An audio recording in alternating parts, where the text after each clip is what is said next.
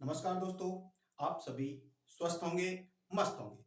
सफलता की खास बात यह है कि वह मेहनत करने वालों पर फिदा हो जाती है।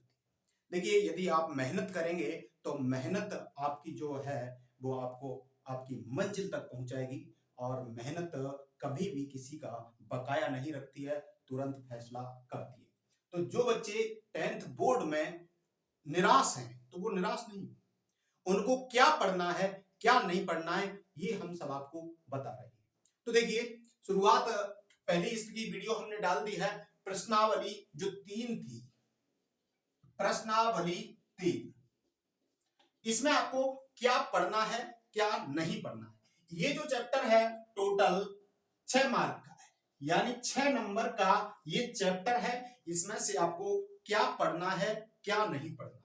देखिए, 4 नंबर का एक प्रश्न आएगा, यहां से 4 मार्क का एक, और 1 नंबर का ऑब्जेक्टिव प्रश्न यहां से एक आएगा, 1 नंबर का लघुत्तरात्मक प्रश्न यहां से एक आएगा। टोटल 3 प्रश्न आएंगे।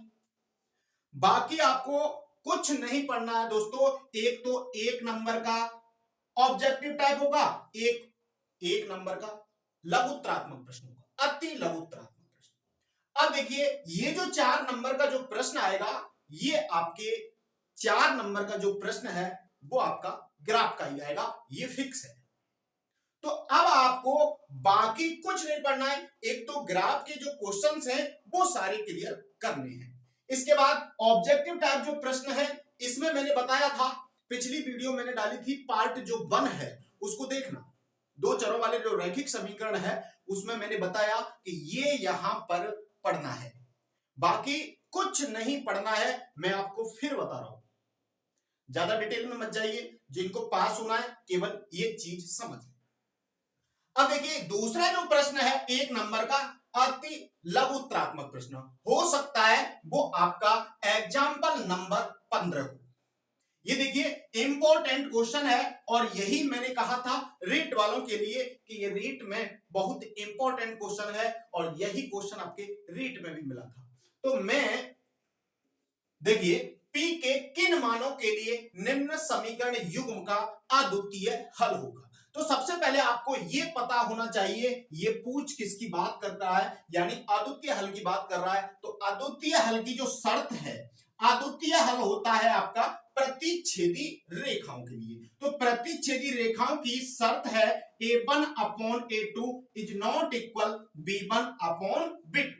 ये यहां पर इसकी शर्त है अद्वितीय हल होने के लिए। अब देखिए, अद्वितीय हल की शर्त आपके पास ये है, तो यहां पर आपको a1 क्या है भाई साहब, ये पहला समीकरण है, ये दूसरा समीकरण है, गुणांकों की तुलना करनी है, यानी 4/2, यानी इसमें x का गुणांक 4 है, इसमें 2 है, तो a1 हो गया 4, a2 हो गया 2, इज नॉट इक्वल यानी बराबर नहीं है। b1 कितना है, y का गुणांक लेना, यहां पर p है और यहां पर 2 है, तो ये हो गया आपका p/2, यानी हर दोनों के समान है, काट सकते हैं, और p इज नॉट इक्वल 4, ये इसका आंसर हो गया। तो यहां पर ये जो सवाल है बहुत ही इंपॉर्टेंट है, ये बात आप विशेष ध्यान दें। अति लघुत्तरात्मक जो प्रश्न है, हो सकता है वो आपका यही प्रश्न। इसके बाद एक क्वेश्चन है 3.5 का दूसरे का दूसरा सवाल है। इसमें देखिए, के किस मान के लिए निम्न रैखिक समीकरण युग्म का कोई हल नहीं है। अब कोई हल किसका नहीं होता है, समांतर रेखाओं का कोई हल नहीं होता, क्योंकि समांतर रेखाएं कभी भी किसी बिंदु पर नहीं काटती हैं, तो इनका कोई हल नहीं होता है। तो यहां पर समांतर वाली जो शर्त है वो क्या है, तो समांतर वाली शर्त की अगर बात करें तो समांतर वाली शर्त है दोस्तों a1 अपॉन a2, यानी जो दूसरा क्वेश्चन है a1 अपॉन a2 बराबर b1 upon b2 is not equal c1 upon c2। ये शर्त है आपकी समांतर रेखाओं की, या कोई हल नहीं है। तो यहां पर आपको ऐसे ही इनके गुणांकों की तुलना करनी है। x का गुणांक यहां पर 3 है, यहां पर x के गुणांक की बात करें तो ये पूरा की पूरा x का गुणांक है। तो यहां पर a1 हो गया 3, और इधर x का जो गुणांक है 2k-1 बराबर। इसके बाद बात करते हैं y का गुणांक, यहां पर कोई गुणांक नहीं दिख रहा है, तो वहां पर आपको गुणांक 1 लेना है। इधर y का जो गुणांक है ये है आपका k माइनस 1। देखिए यहां केवल इसी से इसकी वैल्यू निकल के आ जाएगी, दूसरे की तुलना आप नहीं करें तो भी चलेगा। तो यहां केवल हम इसकी तुलना कर लेते हैं, लिखना चाहो तो भले लिख लो, लेकिन लिखने की कोई जरूरत नहीं है और लिखने तो भी गलत नहीं है। यहां पर आपको क्या करना है, इन दोनों की तुलना करके k की वैल्यू निकालनी है। तो भाई साहब इसका बज्र गुणा कर दीजिए, यानी 3 का इससे गुणा करेंगे 3 का -1 से -3, 2k का 1 से कर दो 2k, -1 का 1 से -1।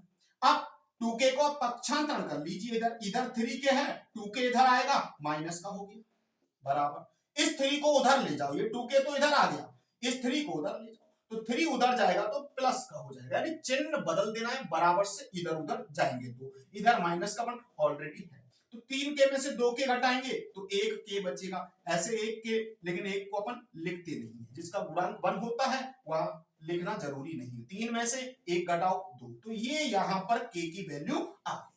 तो हो सकता है ये सवाल आपके सीधे ही बोर्ड परीक्षा में मिल जाए, गारंटी नहीं लेता, लेकिन 100% संभावना है ये क्वेश्चन आने। इसके बाद देखिए जो ग्राफ का क्वेश्चन है वो देख लीजिए।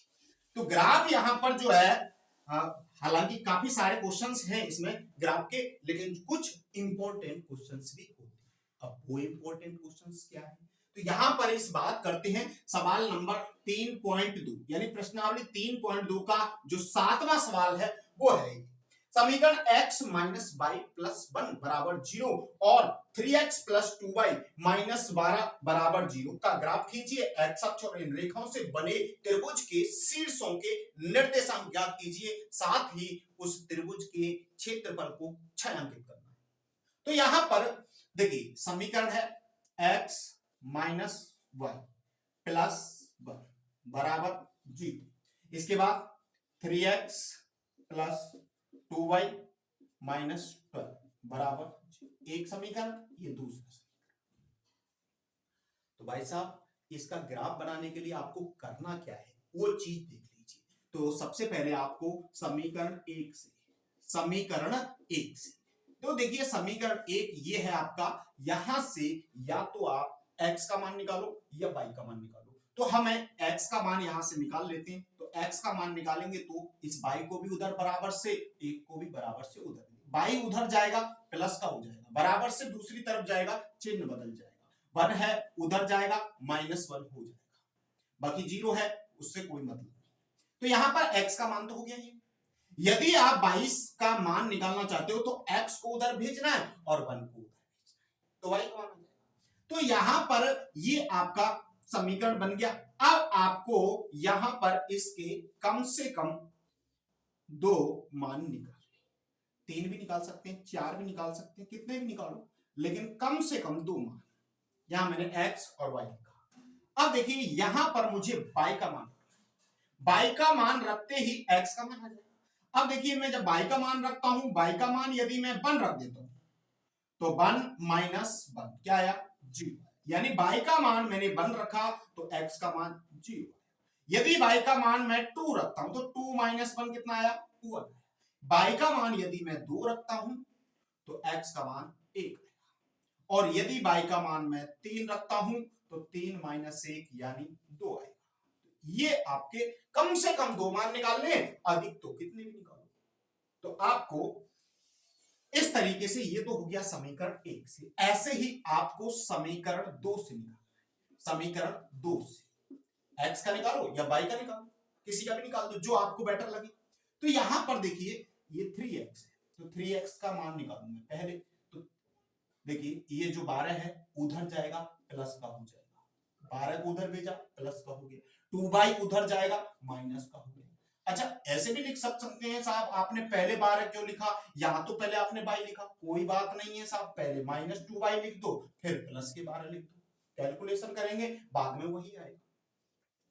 तो यहां पर अभी 3x का मान है, आपको x का निकालना, तो x का मान निकालने के लिए इस 3 को बट्टे में ले आओ, बट्टे 3। तो अब 3 का भाग ऐसे नहीं कि 3 का भाग इसमें दे दिया इसमें दिया नहीं, आपको पहले मान रखने हैं और हल करने के बाद उसके आंसर निकालने। ये एक्स और ये बाई का मान रख, बाई का मान रख देता हूं मैं 0।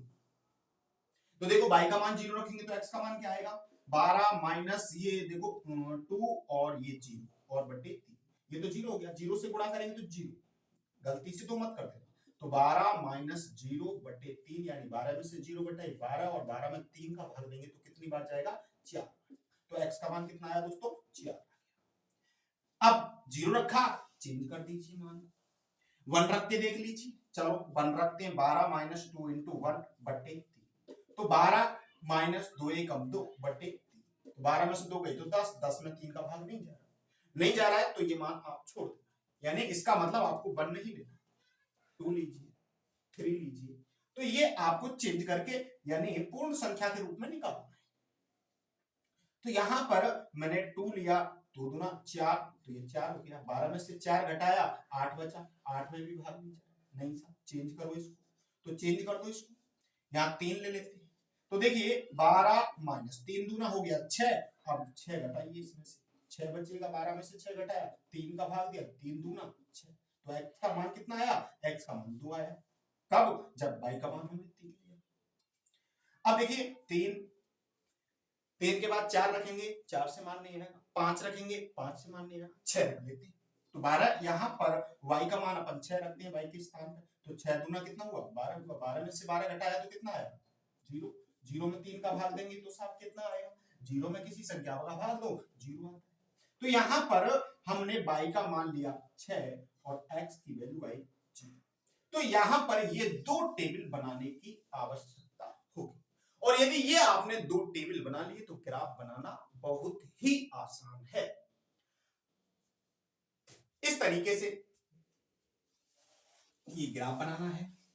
अब इधर मैं ग्राफ बना देता हूं इसका,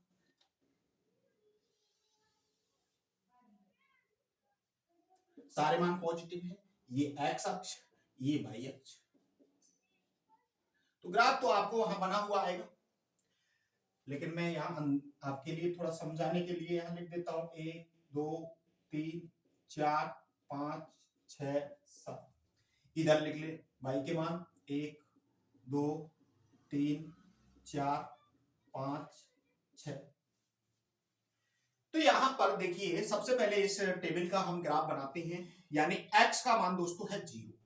अब दोस्तों 0 यहां पर x का मान भी 0 होता है और y का मान भी 0 होता है। x का मान 0 है, y का कितना है, y का 1 है, तो y अक्ष पर 1 लेना है। x का मान तो 0 मिल गया, लेकिन y का 1 ये बिंदु होगा और यहीं पर छोटा बिंदु लगाना है।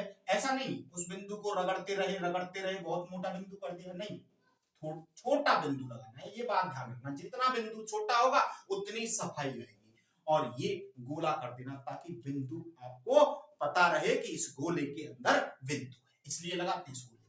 तो यहाँ पर मैंने बिंदु लगाया और उस पर गोला कर दिया, तो पहला बिंदु हो गया। x का मान आप लेते हैं यहाँ पे 1, x का मान x अक्ष पे 1 हो गया।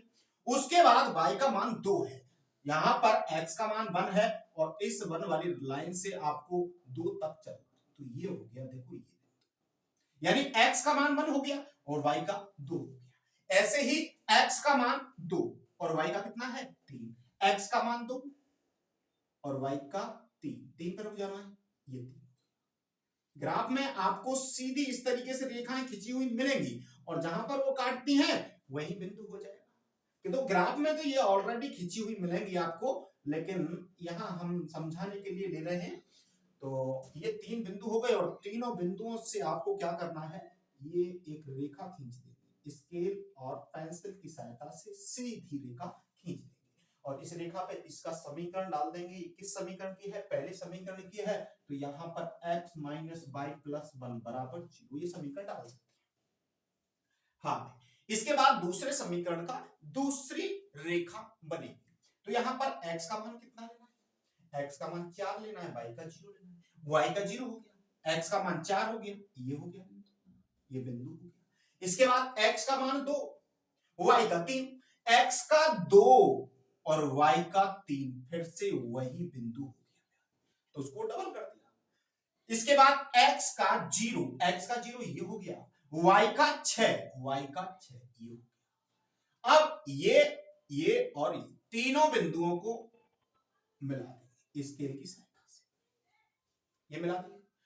अब यहां पर आपको क्या बताना, देखिए ये एक तो इस त्रिभुज का शीर्ष ये हो गया, इसको नाम दे दिया मैंने ए, इसको दे दिया बी और इसको दे दिया सी।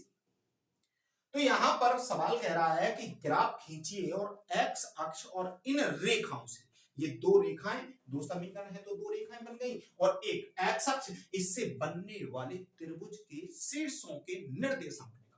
तो यहां पर इस सी के निर्देशांक हो जाएंगे, पहले एक्स का मान लिखना है, एक्स का मान दोस्तों यहाँ पे 2 है तो 2 लिख दिया, फिर कॉमा लगाना है, फिर y का मान देखो, y का मान 3 है तो ये शीर्ष का निर्देशांक हो गया। इधर a के निर्देशांक, यहां पर ये माइनस है, ठीक।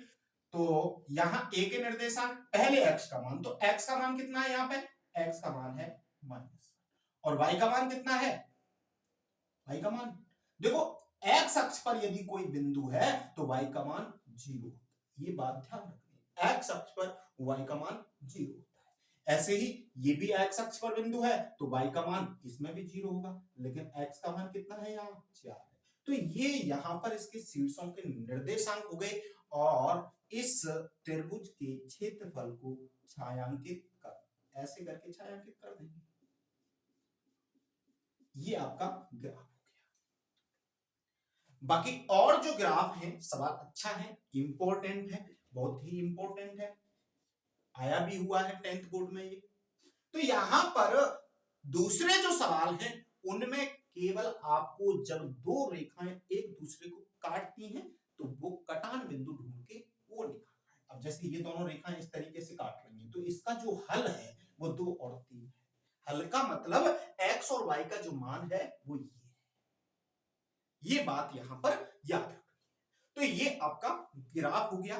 ग्राफ के बहुत सारे सवाल हैं, हालांकि कितने ही सवाल मैं कराऊं वो भी कम है। तो यहां पर आपको ज्यादा मैटर नहीं पड़ना है, एक तो ग्राफ के जितने भी सवाल हैं वो कर लेने हैं, इसके बावजूद मैंने जो बताए हैं ये 2 सवाल ये भी कर लेना।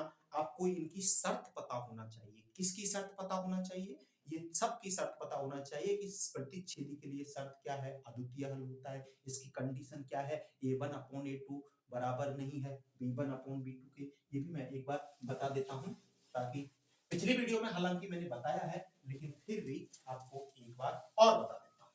तो यहां पर देखिए पहली जो शर्त है प्रतिच्छेदी रेखाओं की, तो प्रतिच्छेदी रेखाओं की जो शर्त है वो a1/a2 is not equal b1/b2, और दूसरी है आपकी समांतर रेखा। समांतर रेखाओं की जो शर्त है वो a1/a2 बराबर b1/b2 is not equal c1/c2। तीसरी है आपकी संपाती रेखाएं, और संपाती रेखाओं की जो शर्त है a1/a2 बराबर b1/b2 बराबर c1/c2। संपाती में तीनों रेखाएं, यानी जो दो रेखाएं होती हैं एक दूसरे पर स्पर्श करती हुई रहती हैं, इसलिए इनको संपाती रेखाएं। समांतर में कभी भी नहीं काटती हैं, प्रतिच्छेदी में ये प्रतिच्छेदी रेखाएं एक दूसरे को एक बिंदु पर काटती हैं, ये आपकी समांतर रेखाएं। ये संपाती की एक रेखा के ऊपर दूसरी रेखा, ये आपकी रेखाओं की है। अब इनके हल की यदि बात करें तो हल देखिए, जो रेखा जितने बिंदुओं पर काटती है उतने ही उसके हल होती है। तो ये एक बिंदु पर काटती है, इसको एक हल या अद्वितीय हल बोल सकते हैं। अद्वितीय क्यों बोलेंगे साहब, अद्वितीय हल इसलिए बोलेंगे, एक हल या अद्वितीय। अद्वितीय का मतलब जिसका कोई दूसरा हल नहीं। तो यहां पर समांतर रेखाएं कभी भी एक दूसरे को नहीं काटती हैं, तो इसका कोई हल नहीं। इसके बाद ये एक रेखा के ऊपर दूसरी रेखा अनेक बिंदुओं पर काटती हैं, तो अनेक हल हो जाएंगे। देखिए जिसका हल है वो तो आपका संगत हल होगा, तो यहां पर ये संगत हल है और ये आपका असंगत है, यानी जिसका हल है वो तो संगत है और जिसका हल नहीं है वो असंगत है, चाहे उसका एक हल हो चाहे उसके हजार, यानी केवल समांतर के लिए असंगत है, बाकी सबके लिए संगत है। तो ये कंडीशन है, ये आपको पता होनी चाहिए। यहां से इस कंडीशन से ही आपके सवाल 90% होगा। ठीक, पिछली वीडियो में बताया है दोनों समीकरणों को हल करने की जो विधियां हैं, दो चरों वाले रैखिक समीकरणों को हल करने की विधि, इनका बारे में भी आपको पता होना चाहिए। क्योंकि ये विधि आपके हो सकता है यहां से ऑब्जेक्टिव टाइप प्रश्न सीधे ही आपके पेपर में हो। पिछली वीडियो में मैंने बताया है। और अब देखिए नेक्स्ट सवाल। अब देखिए ये ग्राफ के जो क्वेश्चन है, आफ्ताब अपनी पुत्री से कहता है 7 वर्ष पूर्व मैं तुमसे 7 गुनी आयु का था।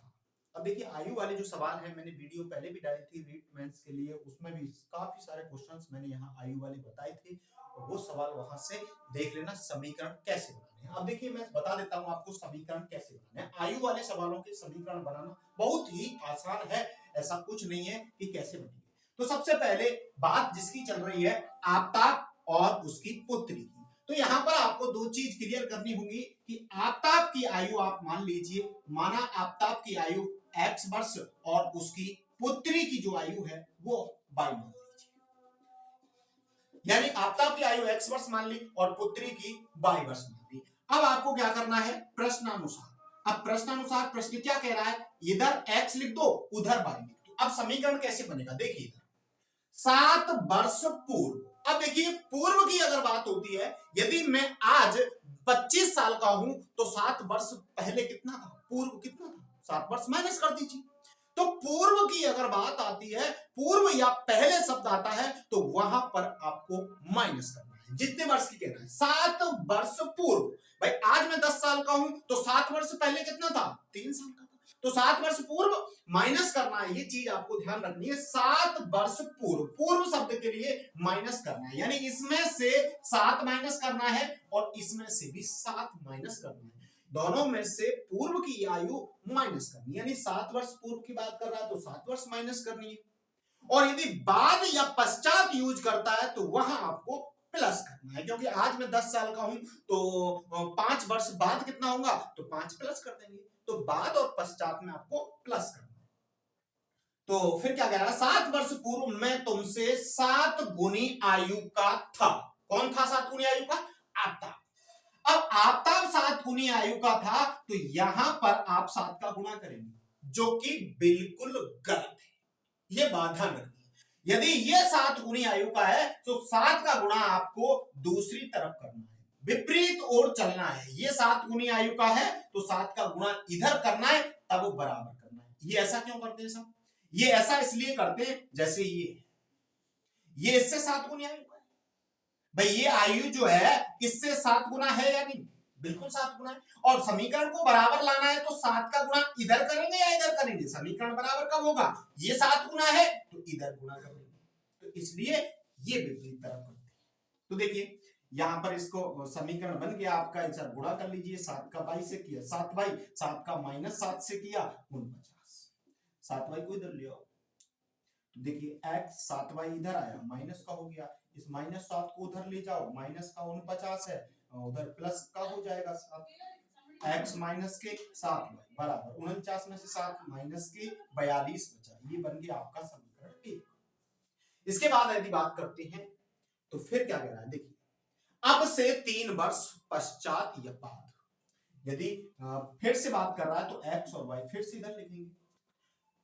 अब से 3 वर्ष पश्चात मैं तुमसे केवल 3 गुनी आयु का रह जाऊंगा, तो 3 वर्ष पश्चात, पश्चात शब्द आता है तो दोनों में 3 जोड़ देना, पश्चात या बाद शब्द आता है तो दोनों में 3 जोड़ देना है। अब से 3 वर्ष पश्चात मैं तुमसे केवल 3 गुनी आयु का रह जाऊंगा, कौन रह जाएगा 3 गुनी आयु का, आफ्ताब 3 गुनी आयु का रह जाएगा। तो आफ्ताब में नहीं करना है 3 का गुणा, इधर 3 का गुणा कर देंगे और बराबर कर देंगे। फिर से इसका सॉल्यूशन कर लीजिए, 3 का y से गुणा किया 3y, 3 का 3 से किया 9, 3y को इधर x, 3y इधर आया माइनस का 3 बराबर, इधर 9 है 3 को उधर ले जाओ माइनस के 3 हो गया, तो ये x माइनस 3y बराबर 9 में से 3 घटा दो कितना आया 6। तो ये यहां पर समीकरण 1 और 2। अब इनको ग्राफीय विधि से हल कैसे करना है ये चीज देख लीजिए। तो देखो एक बार समीकरणों को छोड़ देते हैं, ये समीकरण, ये 2 समीकरण। अब इन समीकरणों को ग्राफीय विधि से कैसे हल करना है, तो यहाँ पर कोई तरीका है। समीकरण 1 से x का मान निकाल लीजिए, 7y को उधर भेज दीजिए, प्लस का हो जाएगा, इधर माइनस के 42 पहले से। अब यहाँ पर आपको एक बॉक्स बनाना है और x और y के मान निकालने हैं। x और y कम से कम 2 निकालने हैं, अधिकतम कितने निकालो। तो यहाँ पर y का मान रखना है, y का ऐसा मान रखना है थोड़ा नजदीक हो, सॉल्यूशन करने में ज्यादा टाइम नहीं लगो, बहुत सारा बड़ा मान यहाँ नहीं रखना है। अब रख दिया आपने 1000, 2000, 999 ऐसे मान रखेंगे तो आपको कैलकुलेशन करने में बहुत टाइम लगेगा। तो मान कुछ इस तरीके से रखने हैं ताकि कैलकुलेशन में आपको कोई परेशानी ना हो। रखने को कुछ भी रख सकते हैं, लेकिन विशेष बात यह है कि आपको कैलकुलेशन की परेशानी ना हो और ग्राफ बनाने में परेशानी ना हो, इस टाइप की आपको मान। तो यहाँ पर 7y है, तो यहाँ पर y का मान मैं रख देता हूँ 7 रख देता हूँ। तो देखिए 7, जब यहाँ y का मान मैंने 7 रखा तो 7 का 7 से गुणा कर दो और माइनस 42 कर दो। तो 7 गुणा 7 49, 49 में से 42 घटाएंगे तो कितना बचेगा, 7 बचेगा। यदि मैं यहाँ 6 ही रखता हूँ तो 6 7 42 और 42 में से 42 घटाएंगे तो क्या है, 0 है। और यदि मैं यहाँ 8 रखता हूं तो 8 7 56 और 56 में से 42 घटाएंगे यानी 8 रखा तो यहाँ पर कितना आएगा, 14। तो ये आपके मान हो गए। ऐसे ही समीकरण 2 से मान निकालने आप, तो समीकरण 2 से कैसे निकालेंगे भाई साहब, वही ऐसी तरीके से निकाल दो। x इधर रखना है, 3y को उधर भेज दो, प्लस का हो जाएगा 3 में प्लस 6 है। तो यहाँ पर y के मान रखने हैं, इधर बॉक्स लगा देते हैं इसका।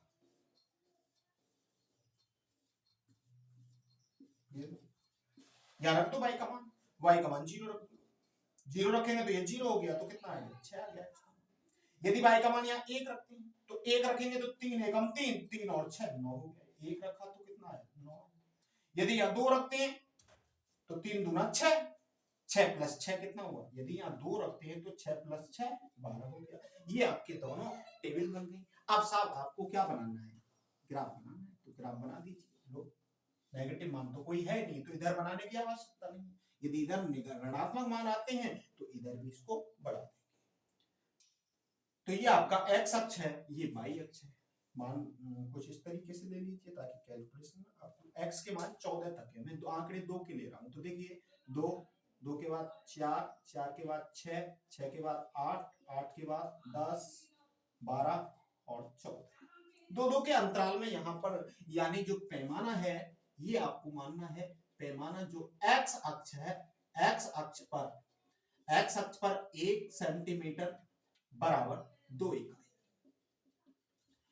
x अक्ष पर पैमाना जो माना है 1 सेंटीमीटर, यानी एक जो सेंटीमीटर आपका जो ग्राफ में जो डायग्राम आता है, ये जो डायग्राम है, ये बॉक्स जो आता है इस तरीके से 1 सेंटीमीटर का होता है और एक बॉक्स यानी 2 इकाई के बराबर लिया है। ऐसे ही y पर भी मान लीजिए y के जो मैक्सिमम मान है वो 8 तक हैं, तो यहाँ पर आपको हो सकता है 1 का ही मान लो, 1 2 3 4 5 6 7 और 1 का मान। तो यहाँ पर मैं y अक्ष पर पैमाना क्या लिख दूंगा, y अक्ष का जो पैमाना है y अक्ष पर 1 सेंटीमीटर बराबर 1 इकाई। y अक्ष पर 1 इकाई लिया है, x पर 2 इकाई, तो ये पैमाना होता है यहाँ। अब देखिए इससे समीकरण 1 से हमें क्या बनाना है, x बराबर 7, तो x का मान 7 कहां मिलेगा, x अक्ष पर 7 आपको नहीं दिख रहा है, यानी 7 मिलेगा 6 और 8 के बीच में, यहां 7 और y का मान भी 7 है, y का मान 7 कहां है, ये रहा। तो यहां इस तरीके से आपके ग्राफ में ऐसी छोटी छोटी रेखाएं खींच रही होंगी, ये रेखाएं जहां पर काटती हैं वहीं आपको बिंदु अंकित करना है। ये रेखाएं खींचने की आवश्यकता नहीं, पहले से ही ग्राफ में खींची हुई होंगी, आपको तो देखना है 7 वाली रेखा और इधर से 7 वाली रेखा जहां काट रही है वहां बिंदु अंकित करना है। इसके बाद x का मान 0 है, x का मान 0 यहां होता है, x का मान 0 है, y का 6 है, x का मान 0 और y का 6, ये बिंदु। इसके बाद x का मान 14 है, y का 8 है, y का 8 ही रहा, x का मान 14 ये हो गया, इधर देते हैं इसको, ये दोनों जहां काटते हैं वो बिंदु हो गया। तीनों बिंदुओं को इस तरीके से मिला देंगे, ये आपका समीकरण, यानी इसका ग्राफ बन गया पहले समीकरण का। इस समीकरण पर आप लिख सकते हैं x माइनस के 7y माइनस बराबर माइनस y, ये समीकरण 1 हो गया। ऐसे ही समीकरण 2 से इसका भी बन सकते हैं। तो यहाँ पर समीकरण 2 से देखिए x बराबर 6 है, y का मान 0, y का मान यहाँ 0 है, x का मान 6, बिंदु 1 ये हो गया, x का मान 9, y का 1, y का मान 1 और x का 9 कहाँ होगा, यहाँ होगा 9, ये हो गया दूसरा बिंदु, ये हो गया तीसरा बिंदु, x का मान 12, y का 2, x का मान 12 ये हो गया, y का 2 ये हो गया। तो यहाँ पर ये दोनों काट रहे, ये काट रहे सर, इन बिंदुओं को मिलाते हुए एक रेखा खींच दीजिए। अब ये वक्र जहां पर काटेंगे वहां इसका हल होगा। अब ये काटेंगे कहां, ये तो आगे बढ़ाने पर कहीं काटेंगे, इस तरीके से आप आगे बढ़ाएंगे, जितना आपके ग्राफ के अंदर जगह हो उतने खींच। तो ये यहाँ पर जहां पर काटेंगे वही इसका हल होगा, यानी x और y का मान आ जाएगा आपको। x का मान जो भी आएगा वो तो आफ्ताब की आयु होगी, क्योंकि x की वैल्यू हमने आफ्ताब की आयु मानी थी और y की वैल्यू उसकी पुत्री की आयु मानी थी। इसके बाद देखिए नेक्स्ट क्वेश्चन, उसको भी देख लो। ग्राफ आप बनाते हैं ना, इसको मैं बता देता हूं आपको कैसे करना है, क्या करना है।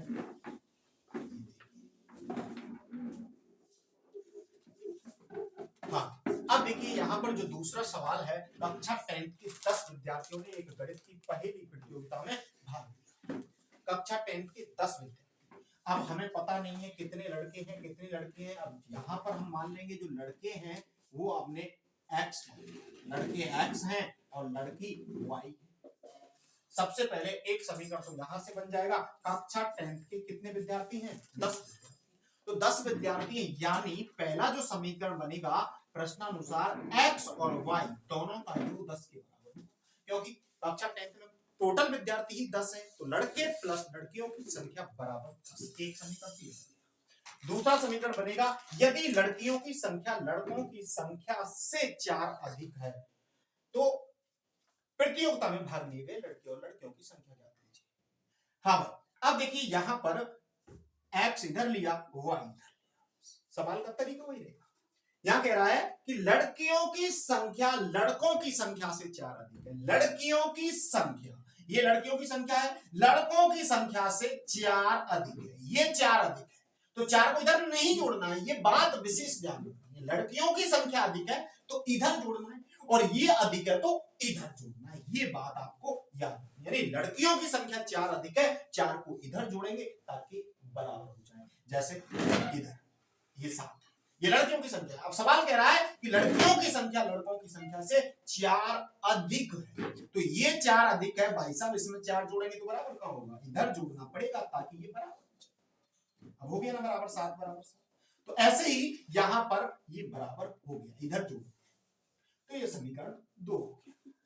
इसका इधर पक्षांतरण कर सकते हैं, तो ये इस तरीके से समीकरण हो गए। इनका ग्राफ भी बना सकते हैं, तो यहां पर ग्राफ भी आप सिंपल बना सकते हैं। देखिए समीकरण 1 से मैं बना के बता ही देता हूं। समीकरण 1 से x का मान निकाल लीजिए, y को उधर भेज दिए तो 10 माइनस के y हो जाएगा, क्योंकि y उधर जाएगा तो माइनस का हो गया।